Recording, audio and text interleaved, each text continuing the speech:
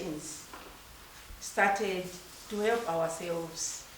That is, cooperatives, federations, organizations dealing with women issues, so that we can help ourselves as women, especially in the time of famine, because we have been behind all the time. Now, when a woman is in front, everything goes well. And this organization, Rural Women's Assembly, it's in SADC region. It started in 2009 in Limpopo. That's when it started. Now, in 2011, we were invited to go to COP17, Durban, South Africa. So we had more than 15 countries who were there that time. So from there, when we went back to our countries, we had to form these chapters in each country. So for Zambia, it was in 2015, that's when we launched our organization, Rural Women's Assembly, Zambia chapter. Chapter is when you are doing something in each country. Yeah, in each country, we call it a chapter. Yes. Just like within in Zambia, we have got chapters. Like for the organization looking after children, we have got some chapters. Yes. From our theme there, we wrote agroecology and seed for farmers for the future generation. If we lose all the seeds that is here, then the next generation will have no testimony to tell that Zambia has or had the indigenous seeds.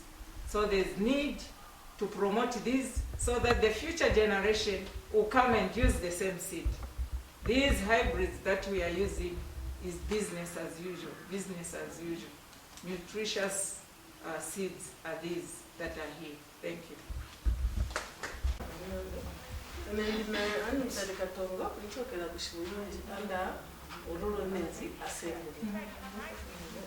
Pamene mwaona display ma seeds amene tichitamo ma seed bank amene tisebenzesa indigenous seed. Iyi ni red maize. Iyi red maize ni chakudya chathu timadya, then amene ni medicine. Bihaja imapolesa. Then ngati muntu sabala monga mkazi na mwamuna akamba kukanga ichiwaya iyi angakale na mwana. Then iyi ni millet sorghum. So ina ebe timayisebenzesa konsima. Then nafuti mwana ngati atunda medicine tutenga manzi tazulika mu manzi tampasa mwana amo akakutonda. Then nikabe in short ivi mamene vili hapa ni green manure. Timasebenzesa green manure. Ivi bonse vamene maona hapa ni green manure. Then ivi vamene maona manutri, cassava, ma lemons, na flowers na pilipili. Timasebenzesa kuma spray. This is natural spraying. Kuma plants yatu like ma vegetables, ma lemons, vichani bonse timasebenzesa. Instead ya kutitende kulu chemical nani munkwala wa chemicals timasebenzesa hivi. I basket tumaitana ni food basket. So bonse bamene maona pa polima fruits, machani bonse. So mzima yali yense aineka kukana hivi. Stikula tinekera kulima pa manyumba hivi timachosa musanga hivi. Hivi ni mabiscuit ya wana bakuja msekese hivi. Mabanana utu aliyeza inekera kulima not kwenda kugula ba mama diemu Then tabwera hapa ni mbuto za chikala zamenti nazo. Bebe batiletera ati orange maize sitaikana tina original orange maize. Then tilina nyango. Then tiliko na futi na sorghum red. Then tilina vikushi. Tilina nili sigangata. Tilina imwesi goreti. Then tiliko na ikafamba. so vonse ivi tiri makuti tizipeza mugwiro takulisa tadya panyumba singatiletere ntenda mumitupi mwatu. Then tikangana apa pali ma legumes. Iyi ni legume na hede. Then tabula na sunflower. Sunflower tungayike kuli konse. Fuka sunflower masiku ano tienda mukugaya tikupeza mo oil. Then tamba cooking oil tamba kupikira tadya. Then pamene tisala futi ni keke sunflower tipasa kuku na ng'ombe. Which means titenga mwana mozi tapwanya tunyuni tungati tubili ateko. Then izi ni mburukutu izi. Tunabima ivi timapika. Vene watu wakamba kuti ngati sunadie simansi sunadie lunch ise timapika hivi kama na mimbisi tate balanchi takosa. Then utu tamene mwaona utu tumatena tutsune sese ubwengo.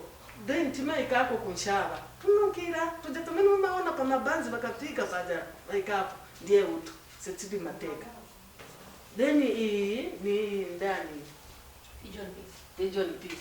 pigeon pea tikashanga chimtengo chitupasa manyuwa mumunda futi uti tukudya pantawi mozi ni medicine mtu akadwa kasama titengako ya mene tamupasa apola.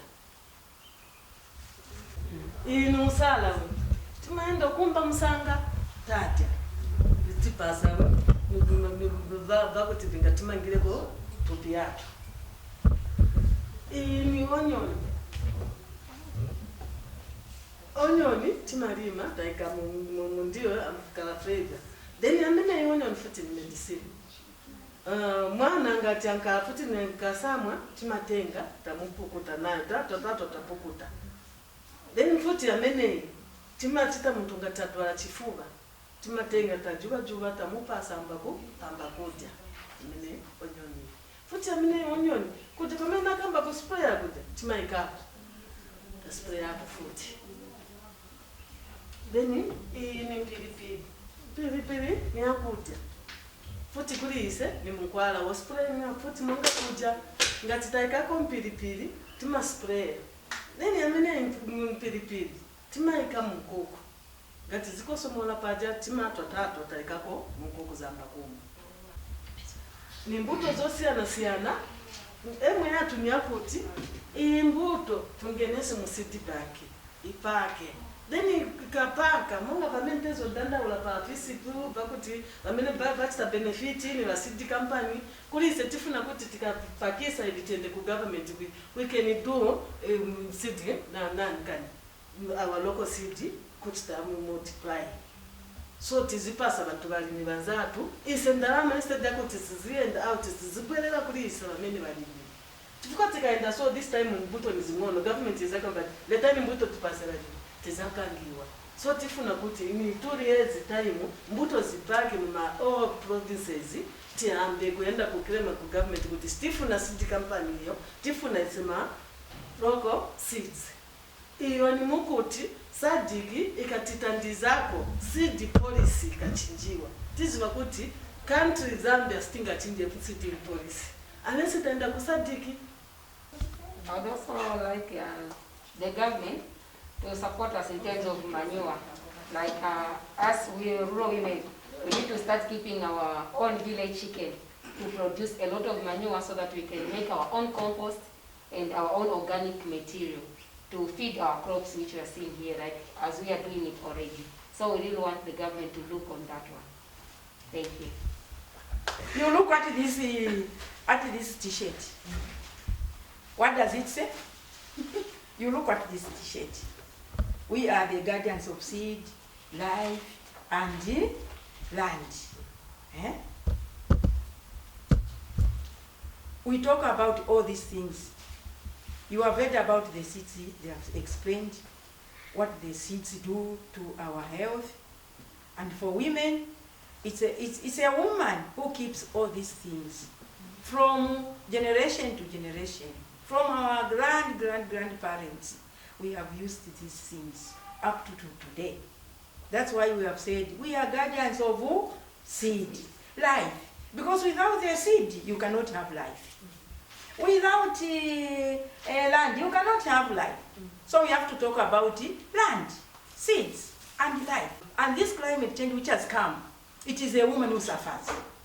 It is a woman, you know. When there is a drought, there is floods, it's always a woman, because a woman was given this knowledge by God to look after the people, to look after the family.